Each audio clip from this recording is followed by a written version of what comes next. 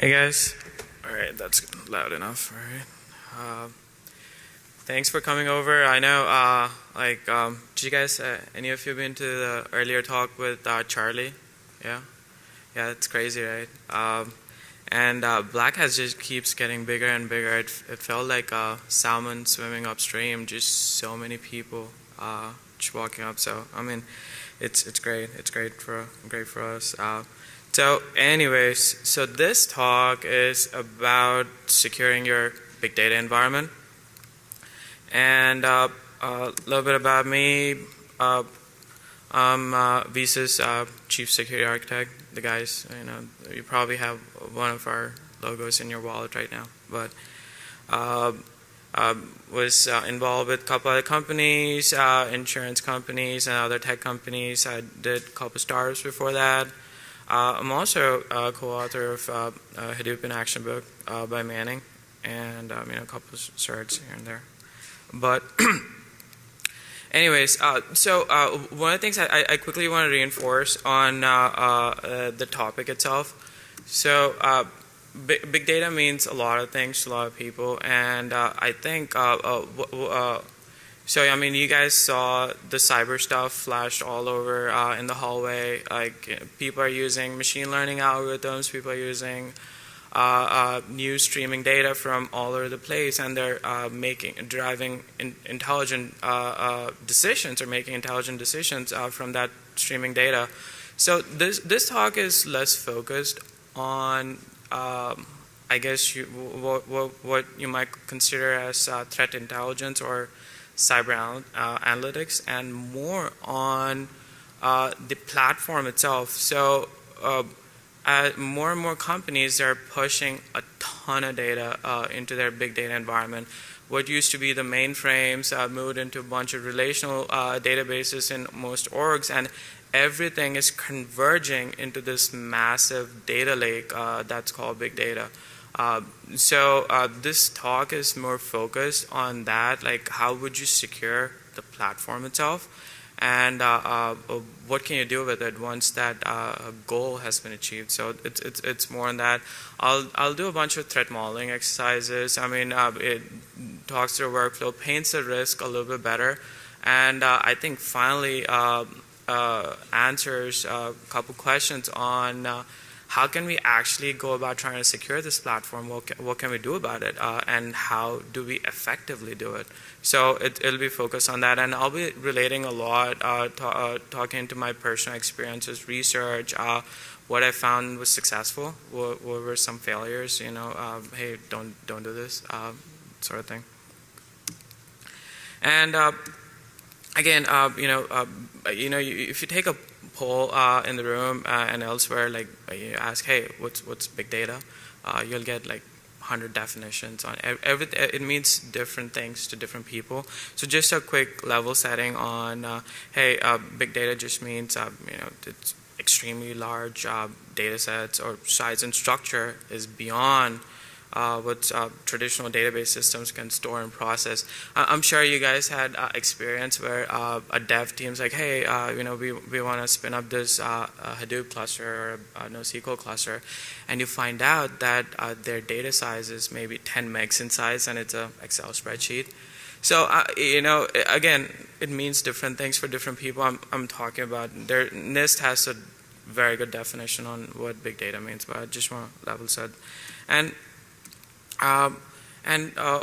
what's Hadoop? And the reason I'm trying to pick on Hadoop is it's probably the most well-known association with anything big data related. It's the most common and well-used platform. So throughout this talk, I'll be intermingling the terms on Hadoop and big data, but it's ubiquitous enough that it should apply to any big data platform, any NoSQL platform you guys would have. So, again, why would you want to secure this platform itself? And like I said, right, people are just moving stuff into these data lakes, and that includes you may have had like payment card data, or your medical data, PHI data, other PII, different country regulations, EU regulations, everything, and that stuff is getting shipped off to these data lakes. So what that means is, this is a platform that you would consider on par with any other data store you have in an enterprise. And as you might have noticed, I don't know how it happened in your orgs. If you have a big data platform, people are some couple guys say, hey, I heard about this thing. Let's spin it up, and before you know it, it goes from a POC to a dev to it's a production. People are just putting production data in there. So I'm pretty sure you have sensitive data in there, and another thing is, again, because it has sensitive data, it's subject to different regulatory compliance requirements. So all that PCI stuff, for example, that you have to worry about doesn't go away. You guys still have to do it if this environment has cardholder data, for example.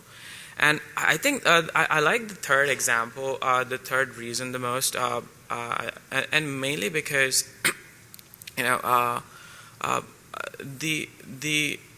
the way organizations are moving forward, the new environments or new techniques, like for example DevOps, or people are leveraging the cloud more and more. And what happens is you're not in a situation where, hey, I'm going to design this waterfall method, and I'll have a bunch of requirements, and we'll plan and design and execute accordingly. We're not in that day and age anymore. Things are happening so fast. What I think as security practitioners or people who are responsible for security in our respective orgs, what we want to do is support our enterprise on how can we allow this to happen. And the only way we can, in a way, allow it to happen is if a bunch of people are able to use it without worrying about too much controls. And what I mean is a big data platform is only as useful as the amount of analysis you can do. And the amount of analysis is directly related to how much data sets can they access. And the second you start putting constraints, whether it's crypto, access control, whatever it is, some of the value proposition starts to go away. So you want to expose this platform and secure it at the same time, so you can kind of minimize those concerns. Because even if you just go back maybe 2-3 years ago, when this ecosystem in general wasn't considered secure, the only thing you would ever find in there was non-sensitive data. Maybe people just threw in test stuff in there. Anything non-sensitive used to be in there. And I mean, you're not really leveraging the platform, but you guys heard Charlie's talk and some of the other talks here. The Internet of Things is a real thing. So what that means is you'll have more and more devices sending extremely sensitive data. So for example, in Charlie's talk, he was hacking cars and any moving vehicles, but if you go back, maybe some of the insurance companies, for example, they do it. They stick in those readers that's capturing your vehicle information, how fast you're going, sensitive stuff that eventually comes back somewhere. And the only way you can run effective analytics is expose it to the platform. So, and vendors in this space, they do a pretty decent job, and sometimes they just come back and say, hey, we don't lock you down, we expose our APIs, we expose our platform, everything is open source, so you can just hack away as whatever you want and just customize the platform like how you see fit. So, and you look at it, and when they say, yeah, hey, it is open source, it just, again, it's not true. Most of these guys, they have taken open source, Apache, and they augmented it, they customized it. Because all these vendors, they're for profit. What they do is they augment the solutions, take the native code base, and customize it, and then package it and resell it out to enterprises and everyone else out there. And why that's important, and I'll give you guys just a couple of examples. So CVE, most of you guys know what CVE is. If you go back and look at the CVE database, there are only 4 reported and fixed findings in the past 3 years. Now, that's a significant metric for your risk folks, for example. I mean, what that means is, if you go back to the old Microsoft days, right? Microsoft had a bunch of bugs, but they weren't published as CVEs. It was all closed source.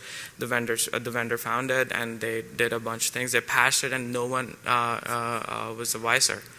But I mean, this is reflective. I mean, if the ecosystem is truly open source, where are the bugs and who's fixing them? So something to think about. And if the traditional RDBMS systems that used to house a lot of your sensitive data, they went through like literally decades of rigor.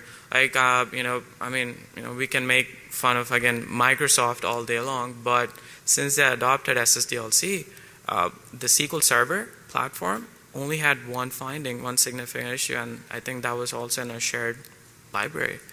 So now you take that back and look at all these patchwork of what you would consider as a Hadoop ecosystem, and then your surface area of exposure just increased, and it's unknown. And the last thing is there's absolutely no standardization. I mean, you can make out who the big vendors are if you're trying to get a package solution, or if you're trying to get a true open source Apache package, but there's no standardization. And what I mean by standardization is we talk, hey, we protect your data at rest, or we take care of this IAM layer, but everyone does it different. So the day you shift a vendor, it's truly hard to do that again because there's no standardization. And some metrics, right? This is the latest data. Where's OPM? Yeah, it's there on the far right. Just this past year, the amount of data breaches, and I want to flash this metric real quickly because it just shows how much data is getting breached, the volume, and you can bet it that most of these orgs, like, hey, we got breached because of this Oracle exploit, or Java, some middleware exploit. Let's just push everything to Hadoop, and we'll be secure. So I mean, just think about it. Today, I think in a way this platform is just about ready to take off. We're at that tipping point. So what that means is, I mean, as security practitioners, right, we always think, oh man, I wish I inherited a greenfield environment. I think this is one of those rare situations where we didn't truly inherit a greenfield environment, but we're pretty close to the starting point, and we can do a bunch of things that may not be possible before. So secure the platform and wait for the enterprise to push data into your environment. And just again, Verizon metrics on how fast it takes attackers to compromise. I mean, I don't know if you guys read the latest Verizon report, but 60% of the cases, it just an organization was breached and data exfiltrated within a couple minutes. So that's a significant metric. And if you think about it, like if data was fragmented and your sensitive data, what you care about is all over the place, and attackers have to do the recon, they're trying to traverse your environment. Now, guess what? You just made it easy for them. Everything is in a central place, just one place, everything. So the problem is significant. The challenges will only increase. So something to think about. Yeah, it just definitely escalated. And attacker, right? Like, I mean, what are they thinking about? They just want to get that sensitive data, different kinds of stuff.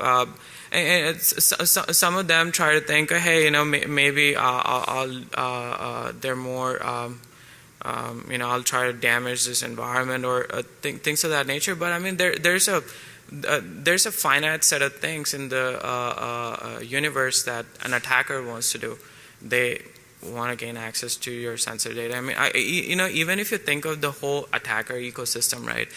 I don't want to generalize an attacker, especially in a place like Black Hat. But if you think about it, there are probably only 3 segments. One is the guys who are trying to break into your environment because you have maybe some monetary or some financial relevant data that they can take out, reuse, and get some financial gain out of it. Then a second set where maybe this more falls into the nation-state category, where maybe you're a defense contractor, you have something very sensitive from an R&D perspective, and they just want to take that. And then the third category, the lulz, they just do it because it's fun, right? But as a defender, I mean, this is a defense talk, right? Like, if you boil down your problem statement, if you know what data is in your environment, then you can identify who is a potential category of an attacker who will come after you, so you can start to plan your defenses around it.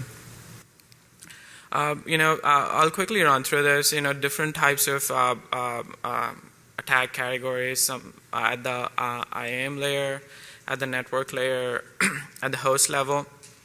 Cryptographic protection at rest. We'll hit some of those a little bit later, and infrastructure security.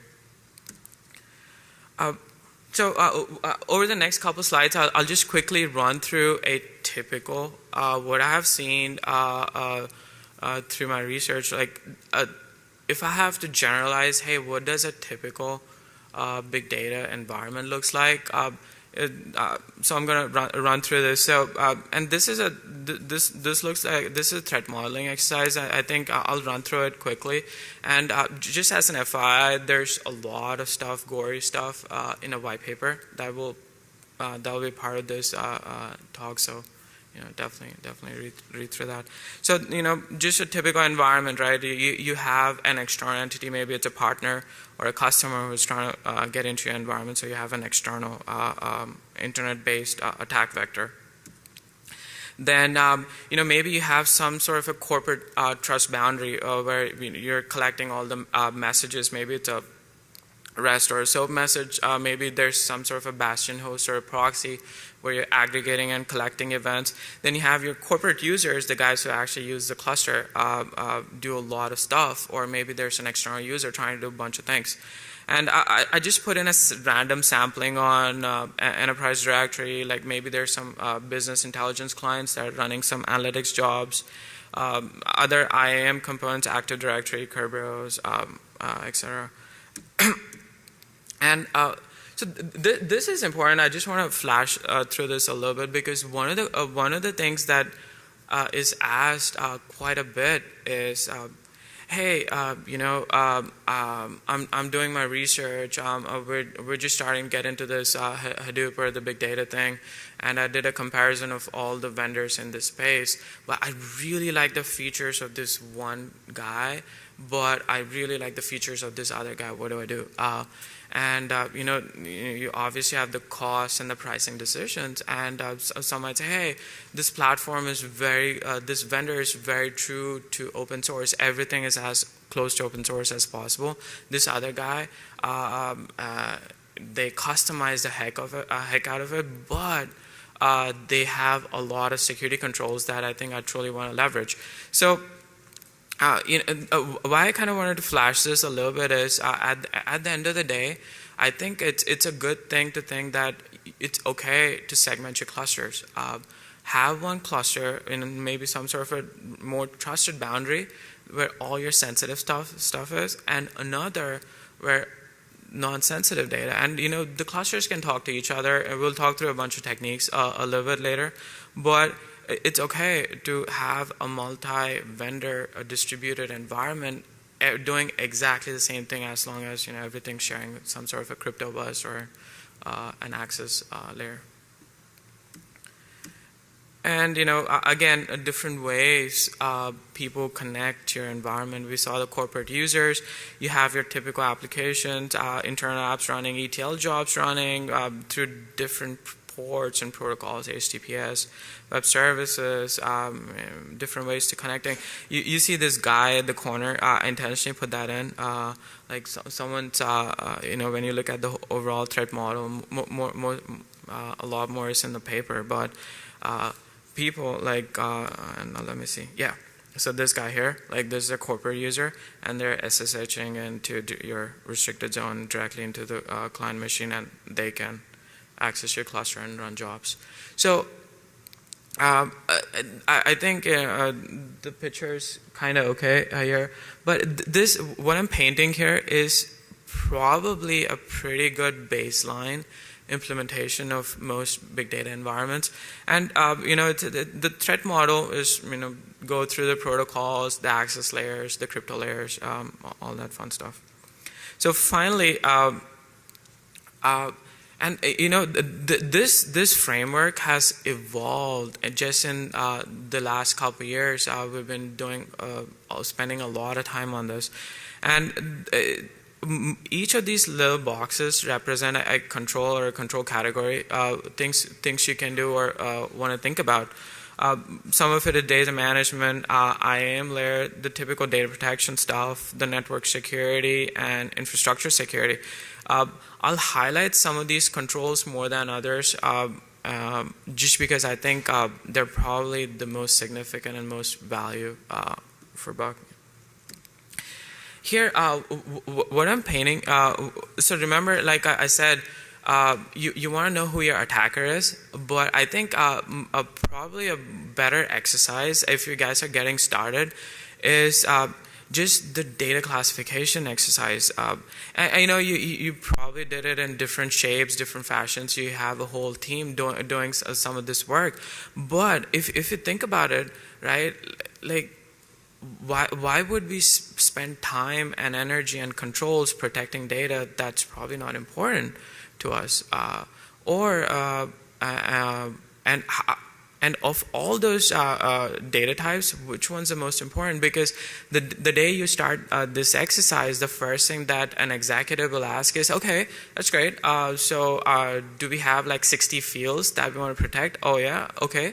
So would you cryptographically protect or encrypt every one of those fields? And hopefully the answer is no, because there's no way you can start a project or a work effort saying, yeah, I'll protect 60 different fields across 10,000 databases in my environment, for example. That will never happen. So what this truly is a prioritization exercise. And I have some, again, more details on the paper, but just a quick glance again, the final score, how I'm calculating it is likelihood and impact. So what control weakness, the first column is, can I apply cryptographic control on this data field? So there are some scores around it. Then there's a value to an attacker. So there's some data that it's easier for an attacker to resell. So credit card data.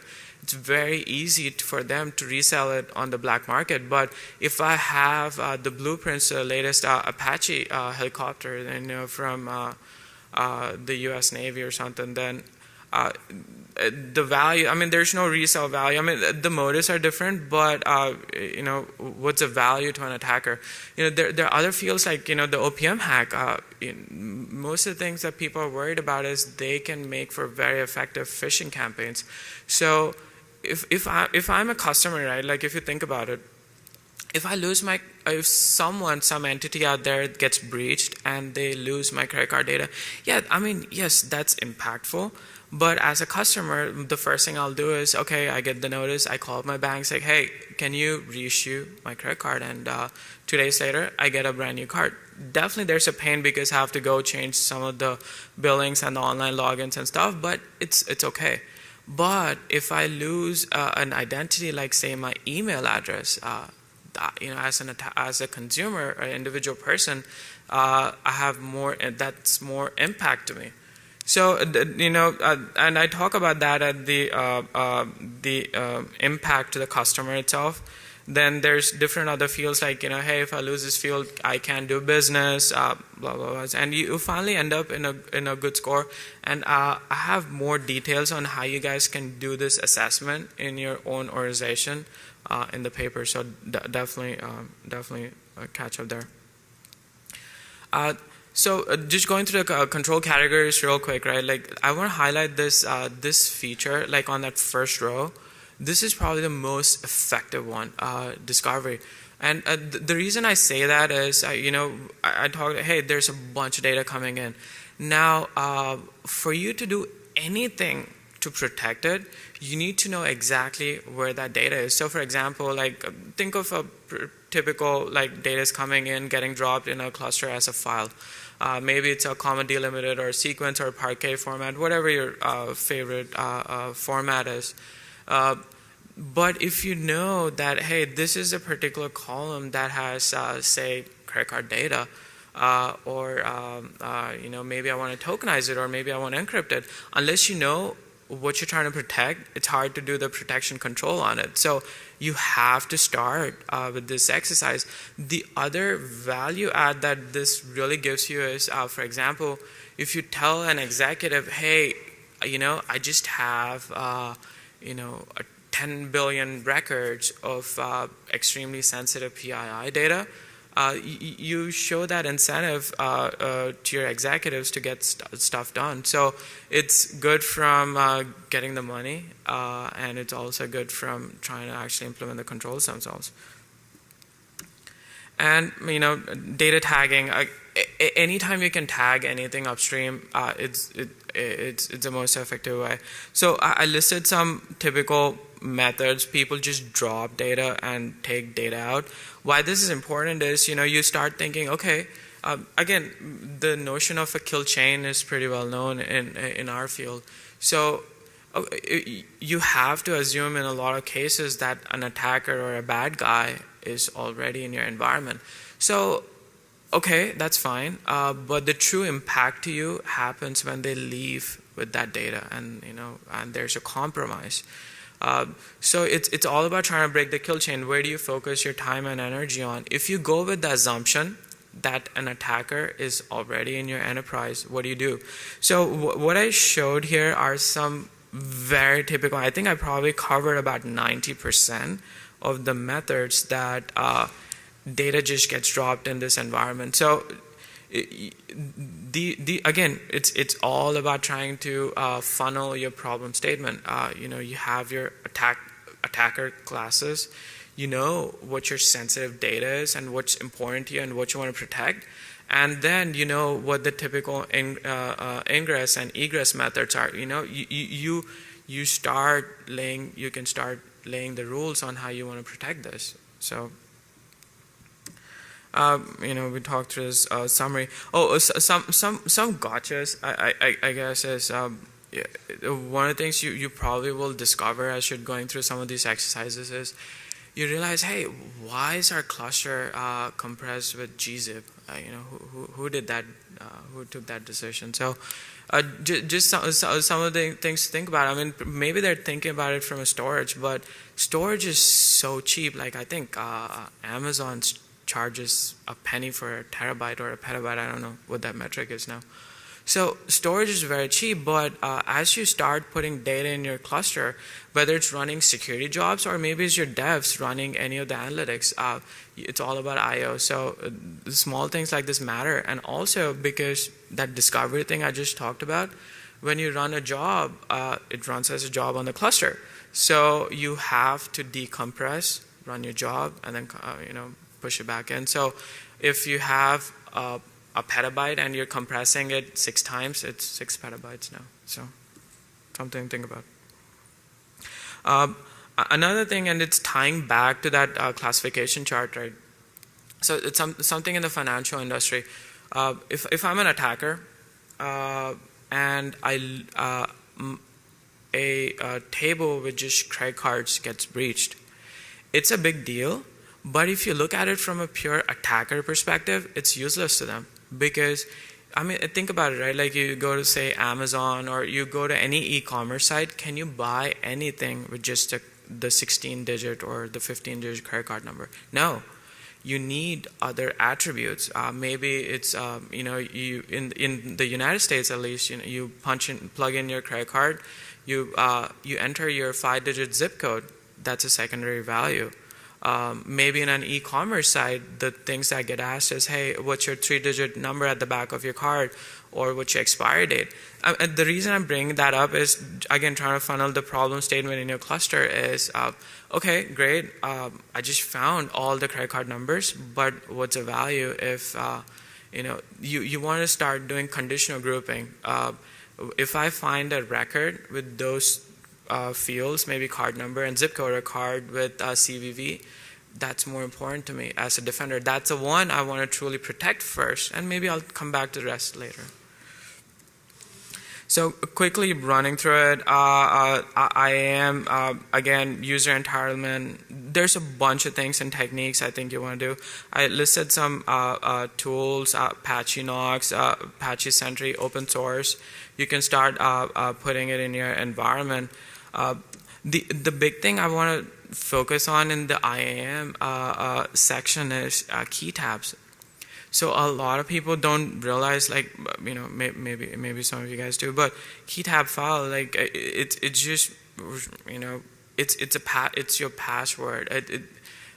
You get your after you get your initiate the Kerberos ticket process. And why I think that's important is, from an attacker perspective, right? Like, think of it. If I log in using a regular Unix account to my Hadoop cluster, now, and then I run SU to get privileged credentials, that's not a problem. I mean, that's part of normal operations. You want SU sometimes to do some jobs.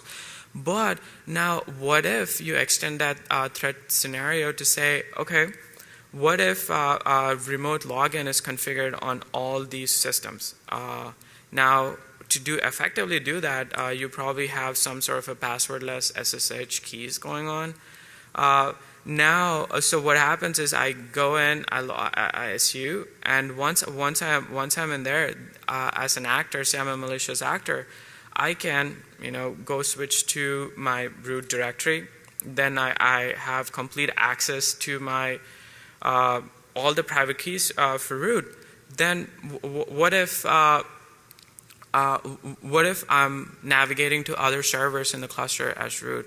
And now, because I have complete access, I also have access to all the key tab files in there. So now your typical attacks, like pass the hash attacks, I can do it. I don't have to decrypt any of the key tab files. I can use that existing key tab files and start impersonating someone. Maybe I create a secondary account. The only time there's audit trail back is the first time I logged into that cluster, and after that I'm gone. I'm anonymous. So really, I think this is probably one of the most important things we want to focus on. Really protect those key tab files. Crypto protection, different layers, different methods you can do it. It's pretty typical application level. I talked about it. At the HDFS level and the disk level. Now, the quick 10-second summary on this is, if you have a large existing cluster with a ton of data, and maybe it's PCI compliance, cardholder data, the first thing maybe you want to do is do some sort of a transparent encryption, encrypt at least your disk.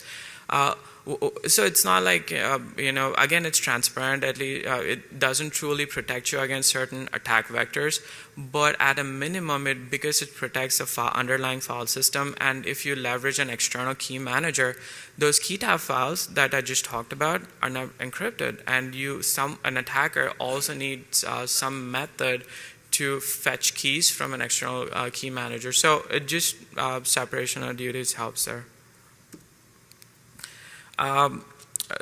From a protection perspective, a bunch of methods, but I'll highlight my favorite, tokenization. You guys heard about it at other places, but for your cluster, right? Like, as you're trying to think about protection, if your BI tool is expecting data to come back in a certain format or a sequence, what you don't want to do is maybe break it all of a sudden.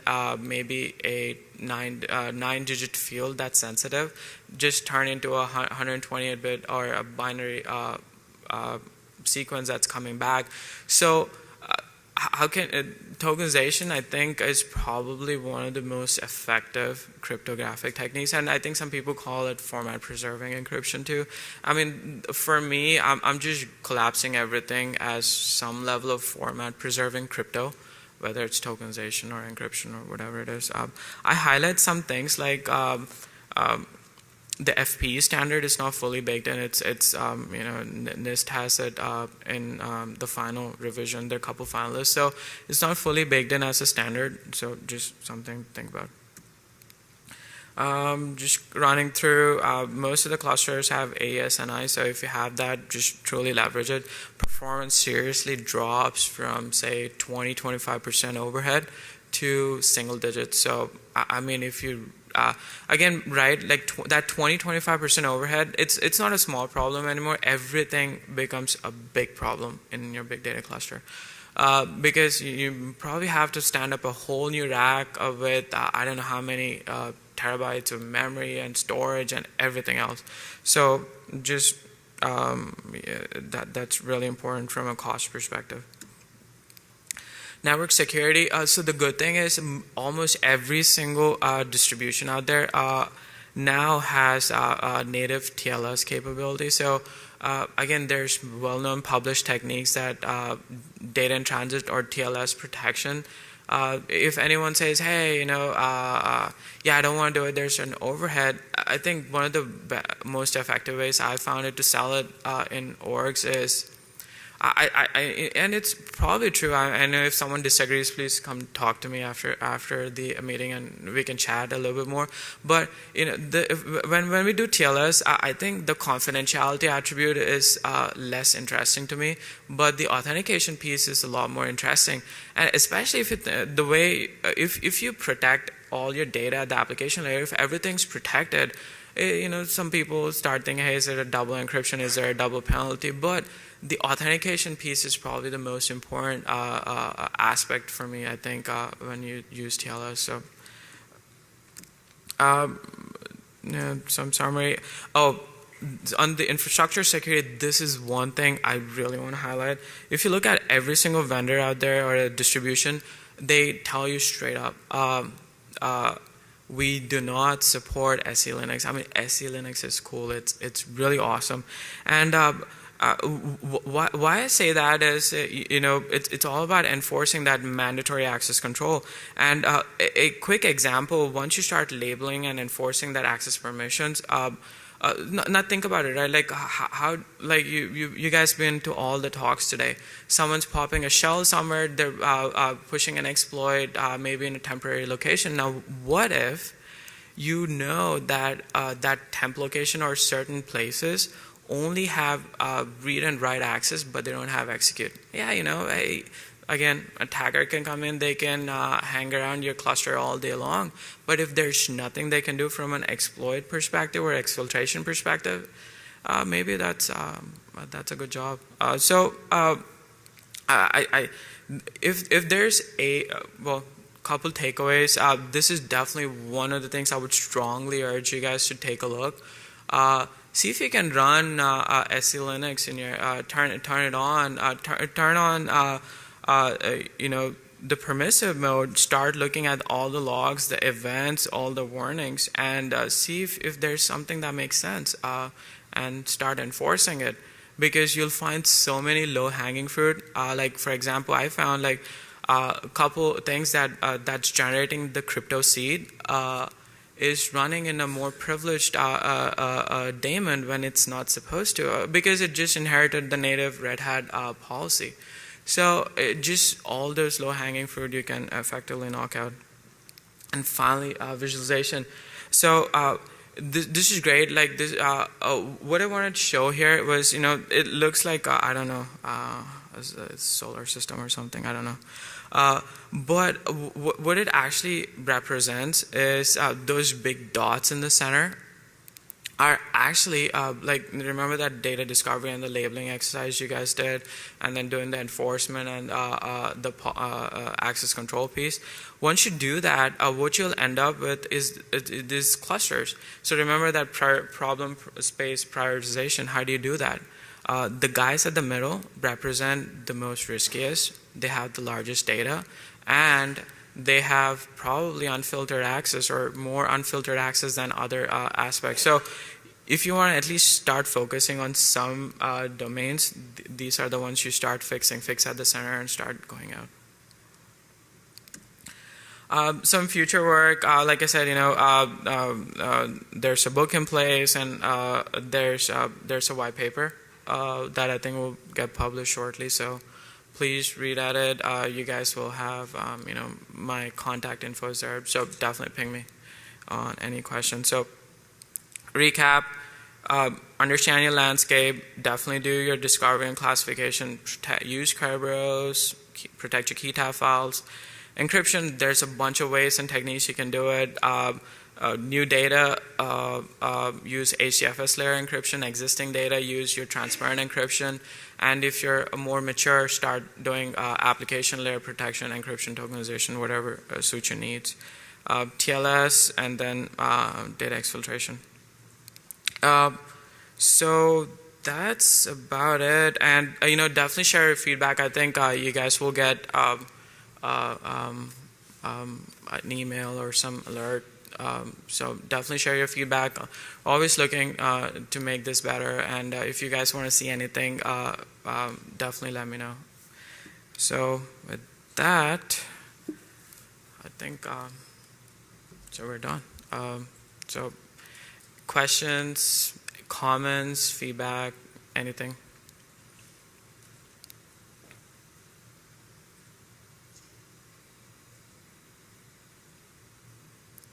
I could have shown a couple more slides then.